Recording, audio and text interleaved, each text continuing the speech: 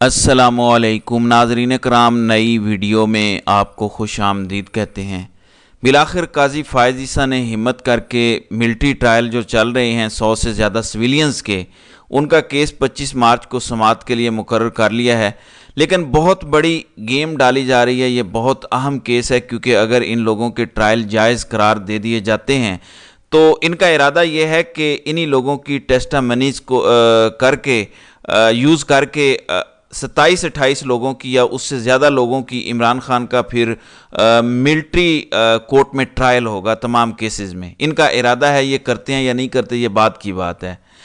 नाज़रीन इकराम, मैं आपको बताता हूं कि बेंच कौन सा तश्कील पाया है। बेंच में जो जजेस डाले गए हैं उनमें justice Aminuddin Khan, justice Mohammad Ali Mazhar, justice Hasan Azhar Rizvi, justice Shahid Waheed, justice Musarrat Hilali और जस्टिस इरफान सआदत खान हैं, जिन्हें अभी रिसेंटली सुप्रीम कोर्ट में लाया गया है।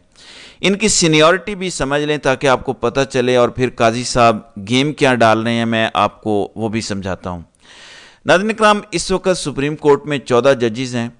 टोटल 17 होने चाहिए लेकिन 3 आसामियाँ खाली हैं। 14 में से 5वें नंबर के जज जस्टिस अमीनुद्दीन खान इस बेंच की सरबराही कर रहे हैं। उनके साथ हैं 7 नंबर, 10 नंबर, 11 नंबर, 12 नंबर और 13 नंबर के जजेस। यानी जो जूनियर तरीन जजेस की लिस्ट थी 6 जजों की, वो दे दी गई है कि ये सुनेंगे अहम तरीन केस जो पाकिस्तान के आइन से रिलेटेड है कि क्या पाकिस्तानी आइन में ये इजाज़त हो सकती है कि कोई फ़ौजी, एक मेजर, एक कर्नल जज बन के बैठ जाए और सिविलियंस को सज़ा सुनाना शुरू कर दे। आइन का आर्टिकल 175/3 ये कहता है, जब 1973 में आइन बना था तो तब कहा गया था कि जुडिशरी को एग्जेक्टिव से हमने अलहदा करना है और इसके लिए 14 या 15 साल दिए गए थे। 1987 या 88 में ये मुकम्मल हो गए थे साल। उसके बाद से जुडिशरी को मुकम्मल तौर पर एग्जेक्टिव से अलहदा कर दिया गया। ये हमारे आइन में नंबर 175 जो है वो 3 में लिखा हुआ है। यानी कोई भी एग्जेक्टिव के नीचे इदारा, फौज भी वजारत दिफा के नीचे एक इदारा है, वो जज का किरदार अदा नहीं कर सकता। सिविलियंस के मामले में तो बिल्कुल भी नहीं। हाँ, उनका अपना एक आर्मी एक्ट है, उसके अंदर वो आर्मी के डिसिप्लिन को कायम रखने के लिए जो भी करें उसके लिए उनके अपने कवानीन बने हुए हैं, लेकिन सिविलियंस का ट्रायल नहीं हो सकता। फिर सुप्रीम कोर्ट से 9 मई की ज़मानत के केस में जो रिमार्क्स आए हैं उसमें लिखा हुआ है कि ये दहशतगर्दी कहाँ से हो गई, आपने ये दफात कहाँ से डाल दी। दहशतगर्दी तो वो होती है जहाँ पे हमारा जवान शहीद हो। APS में दहशतगर्दी हुई, फिर कोयटा में वकला को शहीद किया गया, जगह जगह की जजेस ने मिसालें दी। तो दहशतगर्दी भी नहीं है, सिर्फ तोड़ फोड़ के केसेस हैं। उसमें मिलिट्री ट्रायल आप कर रहे हैं। इनका मसला यह है कि इनका बयानिया दफन हो जाता है। 9 मई के मामले में अगर मिलिट्री ट्रायल नहीं हो सकते या गैर कानूनी करार दे दिए जाते हैं तो जो इन्होंने लोगों को मारा है, इन्होंने मार के 20 से 30 लोगों की जाली स्टेटमेंट्स ली हैं। अब वो किस काम की होंगी स्टेटमेंट्स अगर ये गैर आइनी करार दे दिया जाता है मिलिट्री ट्रायल, और ये इनका मसला बना हुआ है इस टाइम। इसलिए काजी साहब ने जो गेम डाली है वो ये है कि काजी साहब माजी में फैसला दे चुके हैं कि फ़ौजी अदालतें गैर आइनी हैं, सिविलियंस का ट्रायल फ़ौजी अदालतों में नहीं हो सकता। ये काजी साहब फैसला दे चुके हैं। बल्कि काजी साहब तो होने वाली आइनी तरमीम के भी खिलाफ थे। अब कोई आइनी तरमीम नहीं है, आइनी कवर नहीं है किसी फ़ौजी अदालत को। तो काजी साहब जो बेंच का हिस्सा थे, जिसने स्टे दिया था और फ़ौज को इजाज़त दी थी कि आप सिविलियंस का ट्रायल कर लें, वो बेंच टूट चुका है क्योंकि सरदार तारिक मसूद रिटायर हो गए। बेंच टूटने के बाद काजी साहब ने क्या किया कि खुद को बेंच से अलहदा कर लिया है और जूनियर तरीन जजेस को बिठा दिया है। काजी साहब ने यह क्यों नहीं किया कि जस्टिस अतर मिनल्ला, मंसूर अली शाह जैसे सीनियर जजेस को खुद लेकर बैठते। चले मुनीब अख्तर तो पिछले बेंच में थे, वो नहीं बैठ सकते, लेकिन ये जजेस तो बैठ सकते थे। या आफरीदी भी नहीं बैठ सकते थे क्योंकि वो भी पिछले बेंच में शामिल थे। लेकिन जो जजेस बैठ सकते थे उनको शामिल करते, लेकिन उनको शामिल नहीं किया गया।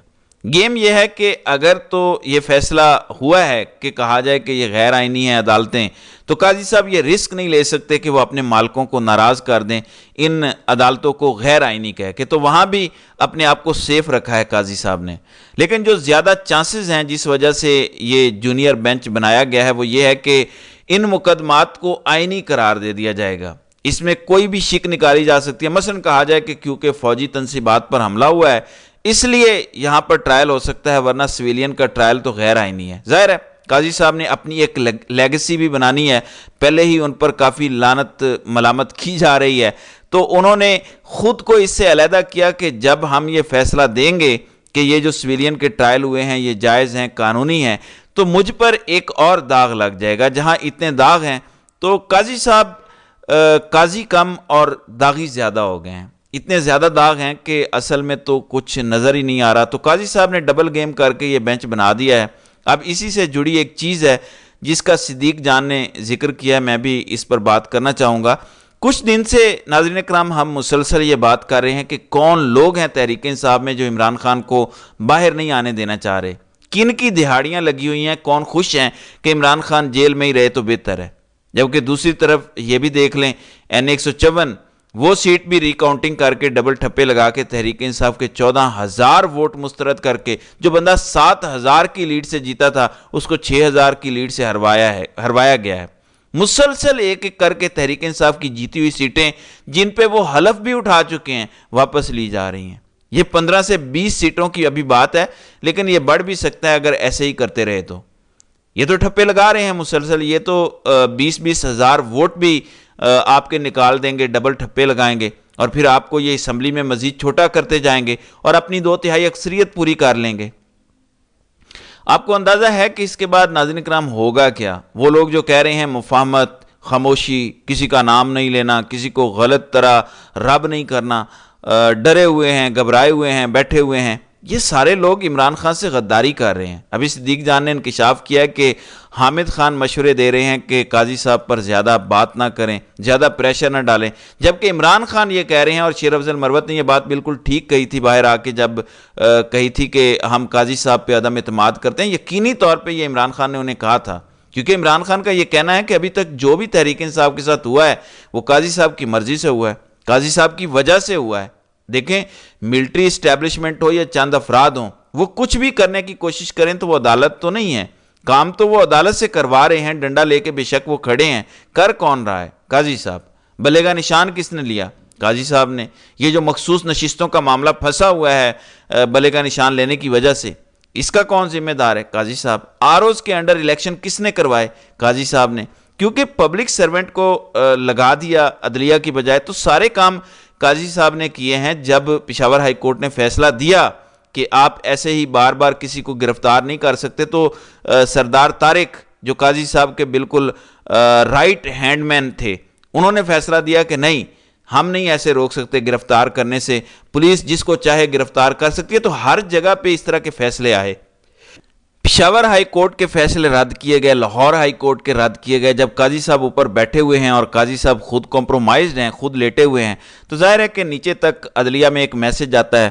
میں آپ کو آج یقین دلاتا ہوں, ایک تگڑا جج اوپر آ کے بیٹھ جائے اور وہ کہے کہ نہیں مانتا آپ کی بات, نیچے تک جوڈیشری میں طاقت آ جائے گی اور وہ تگڑے فیصلے کرنا شروع ہو جائیں گے. مسئلہ اب یہ ہے کہ نیچے سے کوئی تگڑا فیصلہ دے, اوپر سے آپ کی ہائی کورٹ یا سپریم کورٹ وہ اوور ٹرن کر دے, تو جج کی زندگی بھی خطرے میں, اس کی فیملی بھی خطرے میں, اس کی بیوی بھی خطرے میں, اس کی ماں بھی خطرے میں, بچے بھی خطرے میں. وہ کیوں اتنا بڑا رسک لے گا جب آپ نے اس کا فیصلہ بھی قائم نہیں رکھنا؟ اس لیے کوئی جج رسک نہیں لے رہا. جس وقت اوپر کوئی تگڑا جج آ کے بیٹھے, ایک دم آپ دیکھیں گے, میں آپ کو یقین دلاتا ہوں کہ اگر عامر فاروق سپریم کورٹ چلا جائے اور محسن اختر کیانی ہائی کورٹ کے چیف جسٹس بن جائیں, مجھے یقین ہے, ظاہر ہے میں غلط بھی ہو سکتا ہوں, میری بات یہ غلط بھی ہو سکتی ہے, ہمیشہ ہمیں انسانوں کا نہیں پتہ, لیکن اگر اسلام آباد ہائی کورٹ تگڑی ہو جائے اور اس کے نیچے عدالتیں تگڑی ہو جائیں, یہ میں آپ کو یقین سے کہتا ہوں, اتنا فرق پڑتا ہے کہ آپ کے اوپر جو آپ کا چیف جسٹس بیٹھا ہے وہ تگڑا ہے یا وہ کمپرومائزڈ ہے. عامر فاروق صاحب تو کمپرومائزڈ ہیں. ناظرین کرام, دوسری جانب یورپی یونین نے ہمارے الیکشن پر رپورٹ بنا لی ہے, لیکن یہ رپورٹ انہوں نے گورنمنٹ آف پاکستان کو دی ہے, اور جب تک گورنمنٹ آف پاکستان کی مرضی نہیں ہوگی یہ رپورٹ پبلک نہیں کی جائے گی.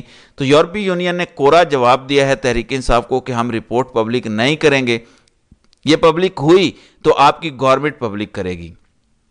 ناظرین کرام, امریکہ سے لے کر یورپی یونین, آسٹریلیا سے لے کر بھارت, اسرائیل, سارے سیم پیج پر ہیں عمران خان کے خلاف اور موجودہ رجیم کے ساتھ کھڑے ہیں. میں سمپل ایک سوال کرتا ہوں, آخر ایسا کیا بیچا ہے ہم نے کہ امریکہ، یورپ، اسرائیل، بھارت سب ہمارے اوپر مرے جا رہے ہیں، سب کہہ رہے ہیں جو ہو رہا ہے پاکستان میں ٹھیک ہو رہا ہے، سب ہمیں پروٹیکٹ کر رہے ہیں. آخر کیا کیا ہے ہم نے؟ کچھ تو بیچا ہے نا، کچھ تو سودا ہوا ہے نا، ورنہ پہلے ہمارے ساتھ اتنے اچھے یہ کیوں نہیں تھے؟ آپ مجھے بتائیں کبھی یورپی یونین اور امریکہ نے ایسے انسانی حقوق کی خلاف ورزی پہ خاموشی اختیار کی ہے؟ کبھی ایسا نہیں ہوا. تو یہ جو چیزیں ہیں یہ سوچنے کی بات ہے کہ کیوں ایسا ہو رہا ہے. پاکستان اس وقت ایک ایسے دوراہے پر کھڑا ہے جہاں پہ کچھ بھی ہو سکتا ہے. تو ناظرین کرام، آپ کی اس ویڈیو کے حوالے سے کیا رائے ہے؟ آپ اپنی رائے کا اظہار کامنٹ سیکشن میں ضرور کیجیے گا.